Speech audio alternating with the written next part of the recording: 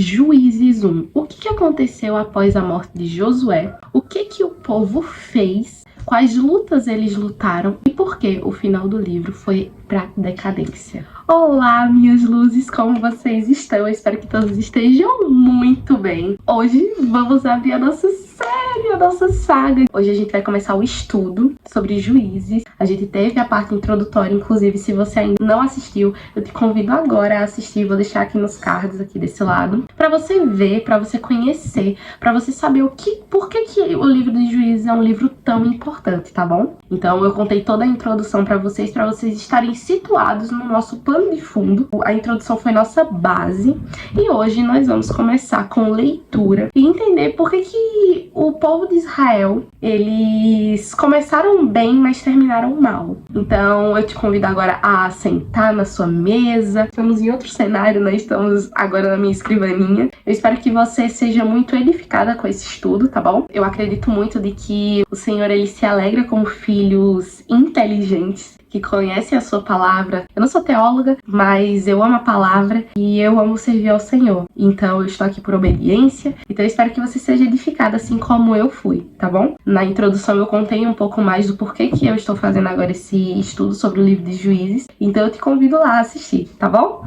Então vamos começar? Então, gente, aqui no início, a gente vai ver as descrições do que aconteceu com o povo após a morte de Josué. O livro de Juízes é ligado. Então, tipo assim, Josué morreu e agora temos o livro de Juízes para explicar o que o povo fez após essa morte. Então, é um relato após a conquista da terra de Canaã, no livro de Josué.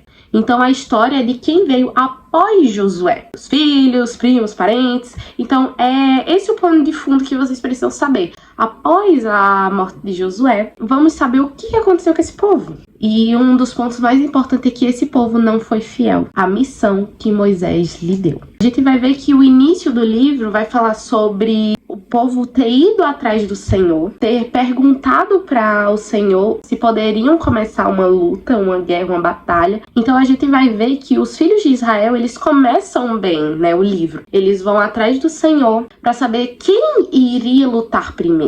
E o Senhor, ele responde. Ele diz que vai ser Judá. E Judá não decide lutar sozinho. Ele decide chamar a tribo de Simeão para lutar com eles. E Deus, ele pediu para que o povo de Israel destruísse todos os cananeus. Por quê, Pietra? Porque caso contrário, certamente os cananeus levariam Israel para uma falsa adoração. E a gente vai ver isso em Deuteronômio, capítulo 20, versículo 16 ao 18. Vou ler aqui para vocês conseguirem compreender, tá bom? Eu tô lendo na versão King James, tá bom, gente?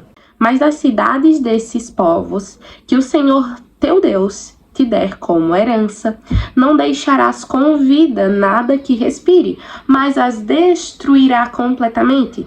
Isto é, os heteus, os amorreus, os cananeus, os ferezeus, os heveus e os jebuseus, como o Senhor teu Deus te ordenou, para que não te ensine conforme as suas abominações que fizeram aos seus deuses, e para que não peques contra o Senhor vosso Deus. Então vocês entendem de que quando o Senhor, ele dá uma ordem para Israel, para ajudar nesse Simeão, tudo, ele tá falando assim, gente, seguinte, vocês têm que acabar com tudo para que vocês não sejam pegos no pulo, sabe? Vocês acham que vocês estão arrasando, mas na verdade vocês vão ser pegos por uma coisa tão simples, por uma pedrinha. Então a gente vai ver, né, que em 1 Samuel, por exemplo, Saul, ele não acaba com tudo, ele não obedece à ordem de Samuel, ele decide fazer o que ele acha certo. E é uma das coisas que Juízes também apresenta. Cada pessoa fazia o que era certo aos seus olhos. E a história que a gente vai ler, né, aqui no primeiro capítulo de Juízes, vai mostrar o quão válida era essa preocupação com o Senhor. Porque Judá e Simeão vão começar bem, vão mostrar pro povo de Israel, tipo assim, gente, vocês podem se juntar para conseguir conquistar as terras. Vocês não precisam trabalhar sozinhos. Mas, contudo, entretanto, todavia,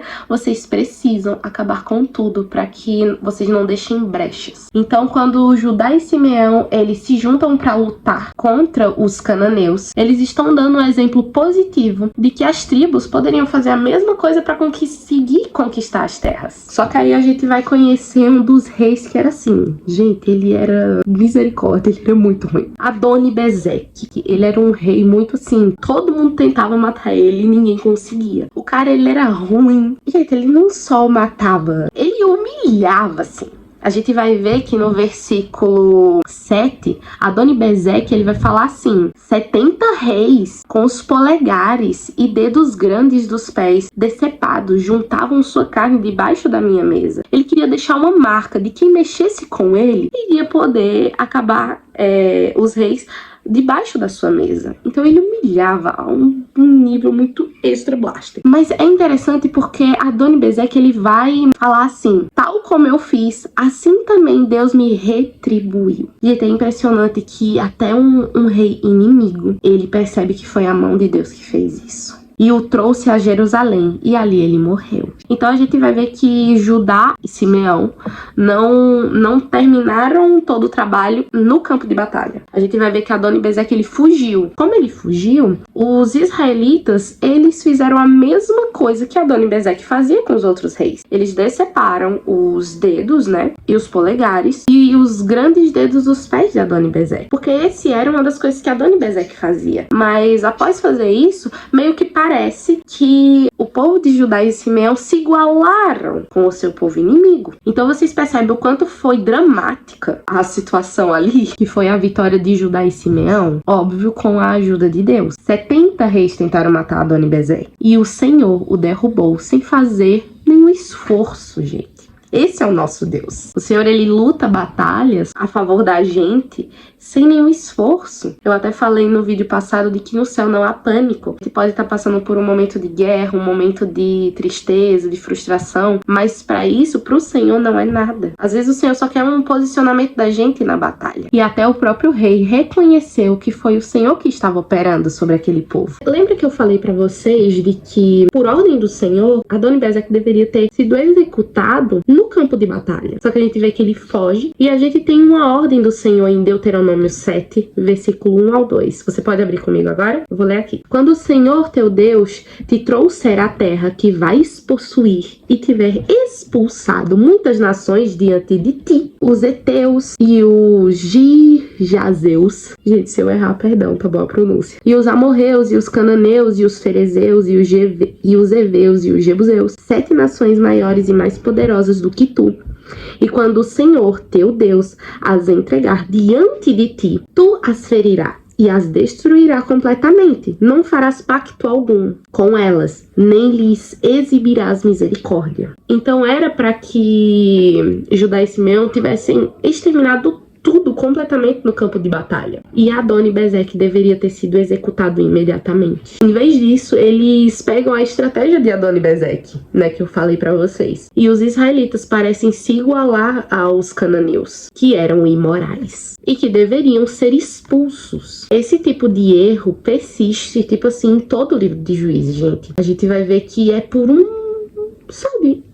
pezinho só que eles muitas vezes vão cair. A gente vai ver pequenos desvios, o quanto pode ser prejudicial. E isso para nossa vida, gente. Eu não digo só aqui no livro de Juízes, eu digo para toda a nossa vida. Talvez eu e você temos nos desviado, por pequeno que seja, do nosso caminho. E o Senhor, ele recalcula a rota. Mas isso não significa que a gente vai ser absolvido das consequências desse desvio, sabe? Porque muitas vezes a gente vai fazer escolhas através do nosso coração. E o nosso coração, ele é um coração enganoso. O nosso coração, ele muitas vezes vai ter um anseio de fazer certas coisas, e é nessa hora que você tem que jejuar e dizer assim: eu preciso saber o que eu preciso fazer, porque eu posso sofrer as consequências da minha escolha. Então, por isso que a gente tem que ter muito zelo na palavra, a gente tem que orar, a gente tem que ler, e a gente tem que dizer assim: Pai, me mostra assim, como a luz do sol ao meio-dia, a resposta que eu preciso, para que eu não falhe, para que eu não erre, entende? A gente vai ver que os homens de Judá, eles conquistaram e destruíram Jerusalém, conforme as leis que o Senhor tinha falado para uma guerra santa. Contudo, eles não ocuparam de imediato, ou se eles ocuparam, eles foram expulsos novamente. Isso a gente vê em 1 Crônicas, capítulo 11, versículo do 4 ao 9, tá bom? Depois você anota agora, né, e depois vai ler, tá bom? E Pietra, quem foi o primeiro juiz? Porque o livro é sobre juízes, né? Quem foi o primeiro juiz? Porque até agora, sim, não apareceu nenhum juiz, amada.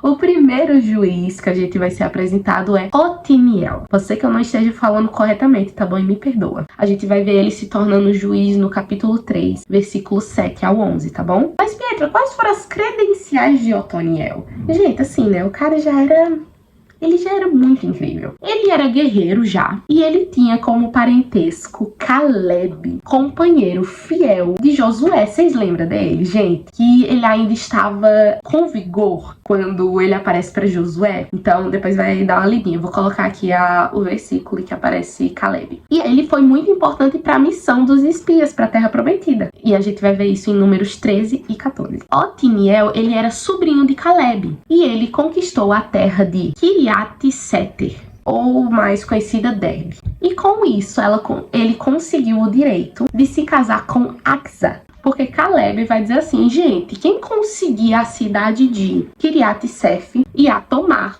eu darei a minha filha, Axa, por esposa. Então, Otoniel, filho de Querás, irmão mais novo de Caleb, ele decide fazer o quê? Conquistar essa cidade. Então, ele conquista essa cidade. E Axa, a gente vai ver que ela era uma mulher com bons relacionamentos. Ela era uma mulher de fé, com presença de espírito. Gente, ela foi criada por Caleb. Imagina o quão maravilhosa essa menina deveria ser. E ela e o marido receberam a terra ao sul, que era uma região no sul de Judá. E ela era bem seca, era uma região bem complicadinha. Então eles precisavam de água. É por essa razão que Axa foi pedir para Caleb. Ela foi pedir para o seu pai fontes de água. E seu pedido de fé faz a gente lembrar das filhas Zebifeade, que a gente vai ver essa passagem em Números 27. Que pediram uma herança na Terra Prometida, mesmo antes dela ter sido conquistada pelas mãos dos inimigos. Daí a gente vai ver no versículo 16 que a gente teve um grupo itinerante no meio do povo. A gente vai ver aqui que os queneus, eles eram descendentes de Jetro, sogro de Moisés. E eles viajaram com os homens de Judá, desde Jericó, que é a cidade das palmeiras. Em vez de expulsar os habitantes da terra, eles foram e habitaram no meio do povo. Então vocês estão vendo o que eu falei pra vocês? Pequenos desvios. Após o sucesso, né, que iniciou o livro de Juízes, foi a conquista, né, de Judá e Simeão, a gente vai começar a ver a decadência, tá bom? A gente vai ver uma série de vitórias em Ormã, Gaza, Ascalon e Ecrom. Judá tomou posse da região montanhosa, porque o Senhor estava com eles. Entretanto, eles não conseguiram expulsar o povo que vivia nos vales, porque eles tinham uma tecnologia muito avançada, carruagens de ferro. O ferro era uma descoberta bem recente e os cananeus possuíam uma tecnologia de ponta. Imagina, gente, os caras eram incríveis, assim. E, gente, se passaram algumas horas depois que eu comecei aqui esse vídeo, porque a minha filha e o meu marido me chamaram, enfim, tomar café da manhã. E aí, agora vamos voltar em nome de Jesus. Então, se vocês me verem muito...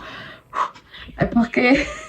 depois da hora do rush, que é a hora do almoço, minha casa está de ponta cabeça. E aí eu preciso fazer o quê? Terminar esse vídeo, porque melhor do que o início das coisas é o fim delas, certo? Eu parei na parte em que a gente tava falando sobre as carroças de ferro. Era uma das maiores tecnologias daquela época. Então os cananeus, eles tinham essa tecnologia. Porém, o Senhor provou muitas e muitas vezes ser mais do que capaz de derrotar forças superiores, inclusive equipamentos como carros, que a gente vai ver isso em Juízes no capítulo 4. No fracasso que Judá teve ao tentar conquistar o povo dos vales, mostra que o Senhor, ele retirou sua bênção na hora da guerra, o que contrasta com o sucesso que Caleb teve em Hebron. Caleb, ele derrotou os filhos de Anak, que era um povo que perturbava, assim, o povo. Eles aterrorizavam os contemporâneos nos dias de Moisés. Isso a gente vai ver em Números 13, versículo 33. A partir do versículo 21, a gente vai começar a ver fracassos iminentes. Então, por exemplo, a gente vê que Jerusalém, ela ficava na fronteira entre Judá e Benjamim. Mas o sucesso de campanha de Judá demorou pouco tempo em Jerusalém. E aí, os benjamitas vêm logo depois de Judá, na ladainha do fracasso, possivelmente como um presságio do seu papel negativo nos últimos capítulos do livro. E aí a gente vai ver sobre a casa de José. Inclusive, a gente vai ver, né, que a casa de José, eles tinham o Senhor com ele quando eles subiram. E é interessante porque lembra muito quando Caleb e Josué foram espionar a terra, né? A gente vê essa semelhança. Porque lá em Jericó, né, foram enviados espias para ver como era a terra. E a mesma coisa a casa de José faz. E aí eles encontram um habitante que concorda ajudá-los em troca da sua vida e da sua família. Então a gente vai ver que a cidade ela foi conquistada porque o Senhor estava com eles. Irmão, não adianta nada eu e você, né, tentar fazer algo, mesmo que seja uma coisa boa aos nossos olhos, sem estar com o Senhor. Porque é derrota na certa, né? E aí a gente vai ver que, diferente, né, de Raabe, né, que era a prostituta, que ajudou os espias, esse homem, ele não se torna membro do pacto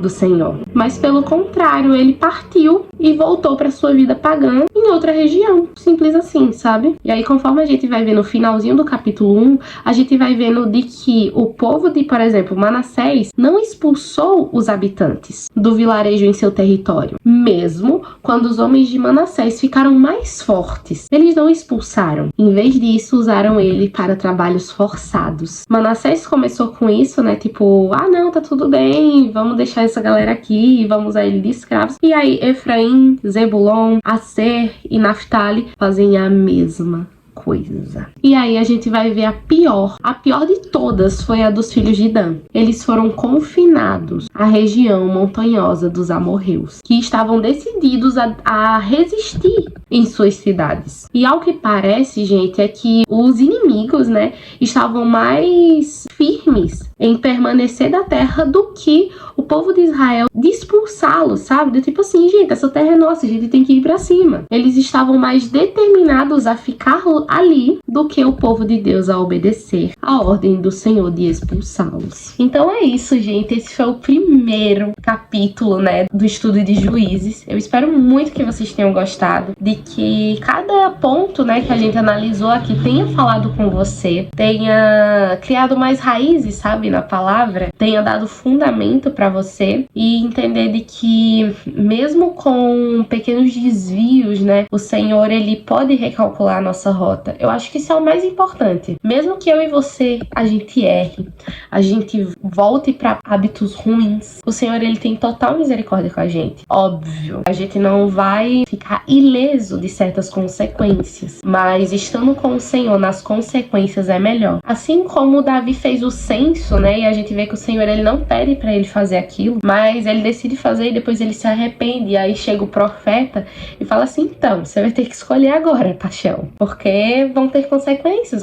por causa dos seus atos imprudentes. E aí Davi, ele prefere passar 3 dias de pragas que são enviadas pelo Senhor do que cair nas mãos dos inimigos, do que ficar com fome. É muito melhor a gente passar as nossas tempestades com o Senhor do que sem ele. Então é isso, gente. Eu espero muito que vocês tenham gostado, que vocês tenham sido edificadas com esse estudo. Eu fico muito, muito, muito feliz de estar podendo conversar com vocês sobre esse assunto. É um assunto que eu gosto bastante. Se você gostou desse vídeo, curte aqui embaixo, tá bom? Comenta aqui nos comentários o que você achou de mais impactante, o que falou com você. Isso é muito importante pra mim, gente, quando vocês falam o que vocês estão entendendo. Aqui eu não sou melhor do que ninguém. Na verdade, eu sou só uma pessoa que quer falar da palavra. Mas aqui é um estudo em que eu acredito de que seja extremamente bíblico, extremamente encorajador para você. E se você tem alguma curiosidade sobre esse primeiro capítulo que você viu e eu não vi, você pode ter tido uma revelação da palavra aí na sua casa, comenta aqui nos comentários. Então é isso, gente. Eu amo muito vocês. E é isso, se inscreva no canal e nos vemos no próximo vídeo. Tchau!